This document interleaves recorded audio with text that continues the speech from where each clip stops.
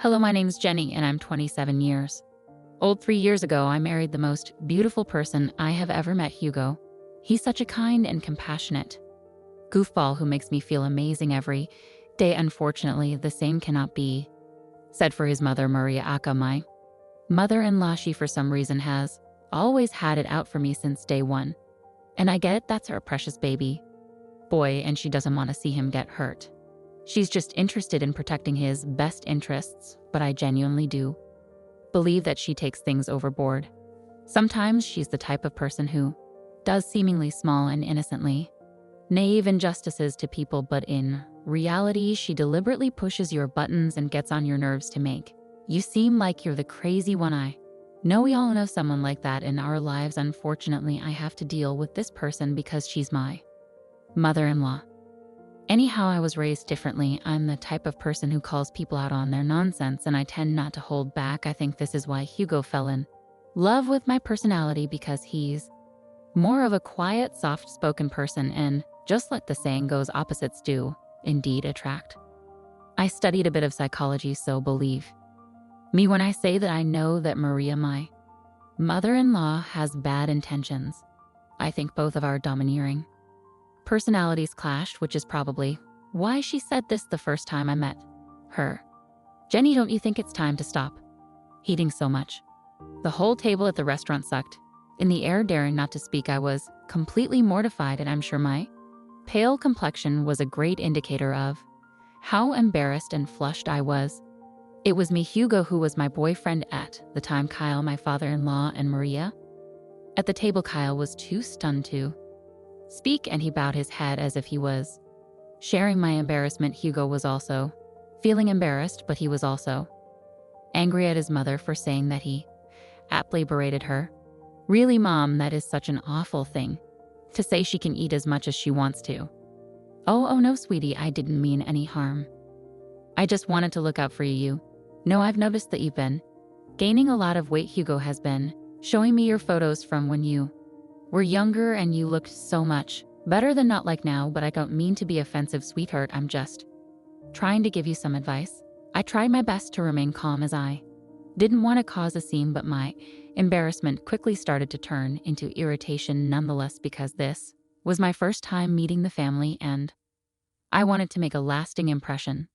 Because I absolutely adored Hugo for the first time in a long time, I held my tongue. I just smiled at her politely and thanked her for the unsolicited advice. Situations like that grew in frequency and strength as we got to know each other more. I genuinely believed that the taunting would stop at some point after she had determined that I was good for her son, but it only appeared to be getting worse. I was beginning to get along fine with my father-in-law, Kyle, who is the sweetest man on earth. I see where Hugo gets it from. As much as I was growing closer and closer to everyone else in Hugo's family, Maria appeared to be the only one who disliked me, and for no apparent reason. As well, I even got introduced to Jack, who was Hugo's childhood friend. They grew up together. Kyle and Maria practically consider him as a second son, even though Hugo's whole heart was open to me, and it appeared as though his family accepted me with open arms, even his extended family as well as Jack. It was just Maria who had an issue with me. I'm so grateful for the love and support I managed to identify from the vast and overwhelming majority of Hugo's family. I received this love and support up until my wedding day, where my mother-in-law, of course, tried to do something conniving to get me to look bad on my special day. She made it a point to be as bothersome and as ridiculous as she could be. Honestly, she was acting like a bridezilla. No, her hair is supposed to be an updo, just like how I did on my wedding day. I appreciate the help, Maria, but I want my hair to look like this. I don't think so. You look so ugly, the bridal party gasped, but unfortunately I was used to this, so it wasn't surprising. She quickly tried to rectify her mistake. Oh no, darling, no, I just mean that you can look so much better than you do now, and I would just like to say that I see a lot of myself in Jenny. She is such a bright young woman, and even though I look much better than she did at her age, I would like to say that she is beautiful in her way. Although my father-in-law managed to get my mother-in-law to stop her ruthless antics on the day, the pain and Bitterness I felt remained. This was not in my nature to remain silent and unresponsive. I was losing my firecracker energy. This woman was slowly draining me, and it had to be put to an end. Fast forward 3 years to where the events of today's story take place. We're all sitting at the dining table of Hugo's childhood home and where his parents still live. On a Sunday night, my mother-in-law had ever so graciously invited us over, including Jack, meaning that it must have been something important she wanted to tell us all. Although I had my suspicions about her randomly making this dinner plan, which later on were affirmed it was a pleasant surprise. At some point, the ball dropped. And this is the beginning of what turned out to be a very messy series of events. My mother-in-law started to garner everyone's attention as she had an important announcement to make. She pulled out a paper and started reading it. Attention everyone, I have an announcement to make. As you all know, my birthday's coming up, and so I wanted to let you know what I've been planning for the very special day. I've decided that we're going to take a trip to Hawaii. The paper was a confirmation of the Hawaii trip. That sounds fantastic. That's amazing, Jenny. Have always wanted to go to Hawaii. Oh my goodness, this is great news. I'm so excited. I don't even know what to say. Thanks so much, Ma. Oh, actually, you're not coming. Honey, what are you talking about? This wasn't part of the plan.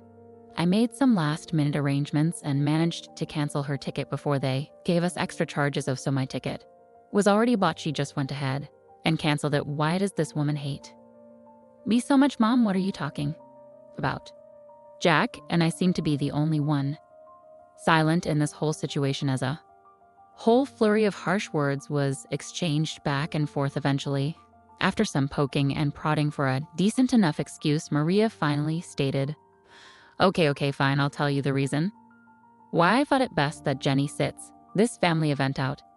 As you all know, I'm getting a little bit older, and I've decided that I want the remaining years of my life to be centered on being around the people I care most about. Unfortunately, Jenny just doesn't belong on that list. Well, Mom, really, what is wrong with you? Nothing is wrong with me. Don't you dare disrespect me. I'm just saying that, well, you know, Jenny can't be considered part of our family since she's not related by blood. Well, by that logic, then Jack shouldn't be able to go either, right? Since he isn't technically family as you're stating, but we all know that's preposterous, and he is part of the family, and ever since Hugo and Jenny got married, that means she is part of the family. Well, obviously with Jack it's different. You know that he's just so precious, and he's our sweet baby angel. He's always been here, but Jenny hasn't. So that's why I'm just not comfortable with her coming on the trip, and it's my birthday, so I get to decide whatever we want. Come on, Jenny, we're leaving at once. No, the way that I firmly said no commanded all of the attention in the room, including my antagonist, who was trying to stifle a smile this entire time, but at that moment she wiped it off her face. Maria, you've made it clear since the beginning that you do not like me, and every day for the past 3 years I have endured your insufferableness. You think we all don't see how you act. You think that we all don't notice that you're a narcissist. Little girl, you better watch the way you speak to me. You are in my house, and I not for long. I'm just about to leave, actually, but not before I say this. I turned to my loving husband, who was looking at his mother with angry eyes. Babe, I love you with my whole heart, and I have tried to endure this for such a long time, but I see now that your mother will never accept me into this family, no matter how hard I try, and no matter how many times I bite my tongue. She will always have a problem with me. You should go on this trip. You can't miss it. As much as your mother is crazy, she's still your mother, and you love her, and she loves you, so you have to go. Don't worry about me. I'll be fine. I then turned to my mother-in-law, whose mouth was agape because of what I just said. And as for you, unfortunately for you, I am in love with your son, and I am not going anywhere. You might think that you can push me away, but I will always be here. Even when you go to Hawaii, you will always be thinking about me, because if I'm being honest, I think you're obsessed with me. How dare you? I should slap you right now. I'm not finished. You are obsessed with me. You're obsessed with tearing me down. And I cannot even imagine why, when all I've done is show me kindness and patience even when you didn't deserve it. But enough is enough. You don't want me to go to Hawaii with you. Fine, you don't think I'm part of the family. Fine, but I will always be here as long as I breathe. I will always be here for Hugo, Kyle, and even Jack, but never for you. At that moment, I realized that I finally shut her up. She left her mouth open as if she was searching for something to say, anything to say, but her mind wouldn't let her. Finally, I managed to keep her quiet. I said goodbye to the rest of the family members, kissed my husband on the cheek, and began to walk out. Let me drive you home, at least I can't let you take a cab. Please don't worry about me, babe. I love you and thank you so much for loving me. But I'll be fine. You have a trip to discuss. Okay, if you say you'll find and I'll believe you. Oh, don't forget your purse. Right, my purse I left in the kitchen. Once I arrived at some point though, Maria went into the kitchen, I think to catch her breath after the whole situation. After being berated like that, I too would have done something similar. What do you want?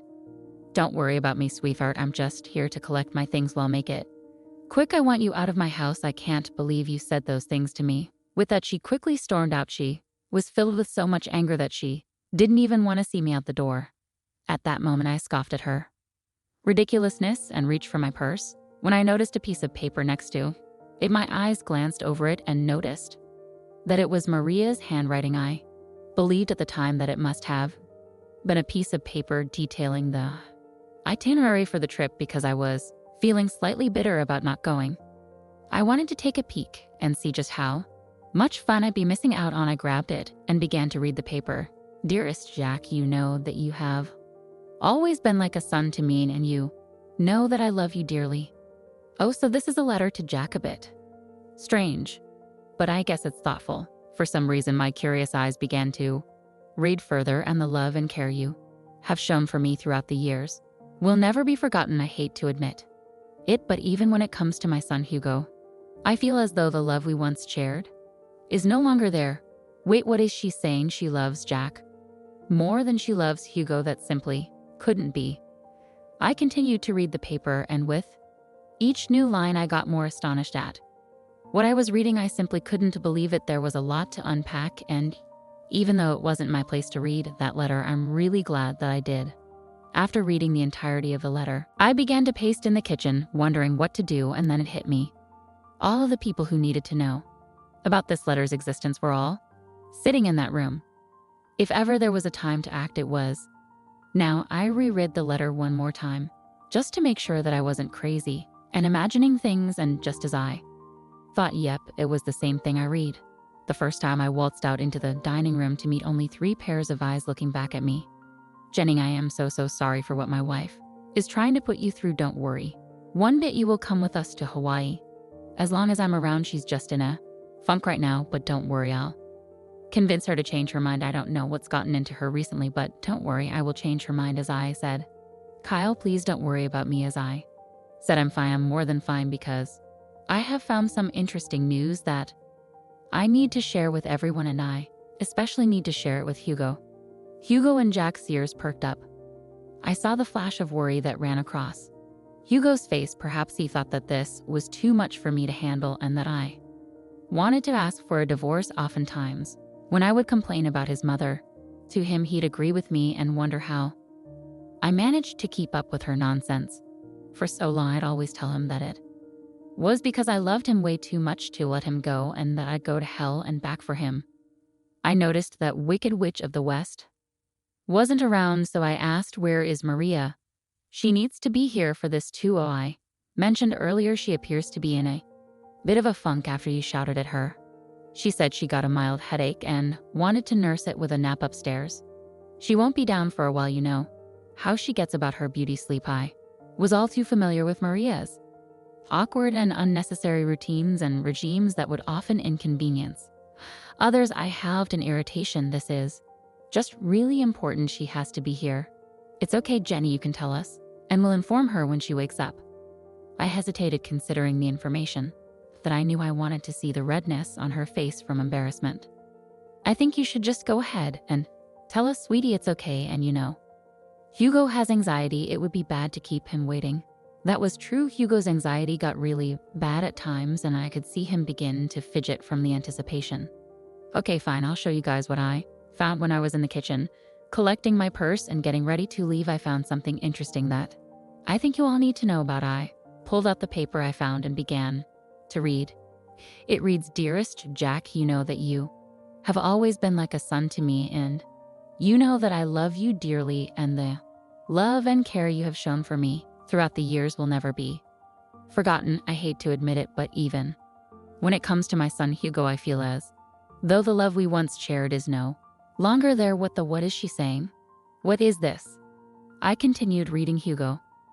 "I just don't see eye to eye like we used to, and honestly I think it's because of Jenny. Ever since he married that girl, he no longer has time for me. He doesn't love me, and therefore I don't think I love him. I love you, and you are my son. With that being said, I want to let you know that I am going to update my will so that you inherit all of my belongings. And not Hugo. I know it might hurt him, but honestly at this point I don't care. It's that wretch Jenny girl. She's the one who has poisoned my love for him. I hope you received this letter well. The reason why I didn't want to approach you about it in person is that, and it pains me to admit this, I couldn't risk seeing the rejection on your face. I know you love Hugo like he's your brother, and most likely you won't approve, but I don't care. I'm giving you everything, the money, the house, the cars, and even my small businesses. They're all yours, whether you like it or not. If you want to talk about this further, please call me and we can discuss it. I look forward to hearing your response. I will love you forever and always, your second mom." I finally looked up from reading the letter and I was met with a flurry of mixed emotions. Kyle looked like he was going to cry. Jack looked stunned, but Hugo looked like he was going to murder someone. I can't believe she said all those things. Is she being serious right now? So the reason why she's doing all of this is because of Jenny. She hates Jenny so much that she'd not include me in her will just to spite me and Jenny. She's officially lost her mind, you guys. I don't even know what to say. This has gone far enough. I've had it with this woman and her toxic behavior. What are we going to do? At that moment I had an idea. 1 week had gone by and it was time for the designated Hawaii trip. Maria woke up and found a letter from her husband on her bedside table. It read, "Good morning, gorgeous. We decided to let you get some more beauty rest. Don't worry, your bags have all been packed. Just find us at the airport." Maria then got ready and headed to the airport, looking around frantically for the people with whom she was meant to go on this birthday trip. She tried calling them, but they all wouldn't answer. She assumed that they were already on the plane and therefore couldn't answer her call. She rushed frantically and boarded her flight, hoping to just meet them once they landed in Hawaii. She endured the 12-hour flight, and once she bought it, she video called Kyle. "Hello, Kyle, where the hell are you guys? I woke up late and saw your note," which was a cute idea. If I hadn't woken up so late, I got to the airport and tried calling you guys, but none of you were responding. I just assumed that you already boarded, but it doesn't matter now because now we're in Hawaii. How amazing. Tell me where you are so we can meet up and let the festivities begin. That won't be happening, Maria. Well, what do you mean? Tell me where you are. I'm at home. What, you heard me? I'm at home. We're all at home. Say hi, everyone. Kyle panned out his phone to show that everyone himself, Jack, Hugo, and me were all in his house, sitting at the same dining table where we all heard the tragic news from a week before. What do you mean? Why are you at home? You say, Maria. Jenny brought some interesting information to our attention a week ago, and ever since then we decided that we'd much rather spend our time in boring old Florida with her than anywhere else with you. Maria gasped. You think we wouldn't find out what my baby? Oh, don't you baby me? You were really gonna cut me out of the will, Mom? How did you even find out about that? Oh, that wretched girl that you hate so much. Jenny found your stupid letter in the kitchen. I don't know what you're talking about. Maria lying right now is only adding more nails to the coffin. Jack, tell them you gotta believe me. I did nothing of this thought. We all read the letter, Maria. The gig is up. But I didn't do anything. Jenny is making everything up. Oh, am I? You are so pathetic. It actually makes me sick. We all know what you said and what you tried to do. Thank God I was nosy enough to read the whole thing. Hugo. Kyle, please. No, Maria, enough is enough. You're done. You don't get to say anything else. You messed up big time. Your hatred has caused you to be blind. Now you have to suffer the consequences of being alone on your birthday because of what you've done. I hope you can use this time in Hawaii to reflect on your actions. But I'll be alone. It won't be fun. Maybe people would like to hang out with you. More if you weren't such a raging witch, have fun. And with that, Kyle hung up the phone. We all let out a sigh of relief when I was the first person to start laughing.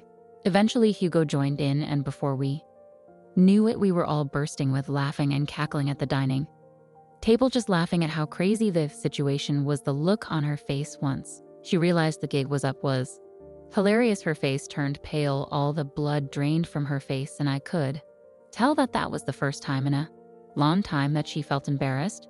Maria had to spend her vacation alone, oftentimes calling Kyle to see if he at least would come and join her, because canceling the reservations she made would be expensive. But every time he kept denying it. He said that when she comes back, they were going to have to implement some ground rules that were to be followed if she still wanted to be married to him. Maria began to be very apologetic and frantic, a complete 180 from what she normally acted like, which was honestly surprising. Hugo also mentioned that if Maria still wanted to be in his life, she had to drastically change her attitude. Otherwise, he was ready to walk out of her life forever.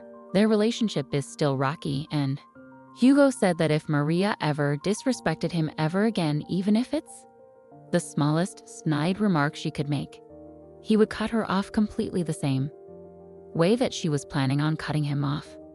As for Jack, he thought it best to stop being so nice to Maria, as it was clearly enabling her toxic behavior. So not only did Maria end up spending a miserable time in a beautiful place, but she also risked losing the three most important people in her life. She now has very rocky relationships with all of them, and she has to change to be better. As for me, I messaged her and told her that I need time to see if I'm going to forgive her for all of her injustices, and she was apologizing and begging for me to talk some sense into the men in her life. I obviously refused, stating that this is the bed she made for herself, and now she has to lay in it. And even to this day, Maria is still trying to mend the very broken relationships that she caused. I just hope that she learned her lesson.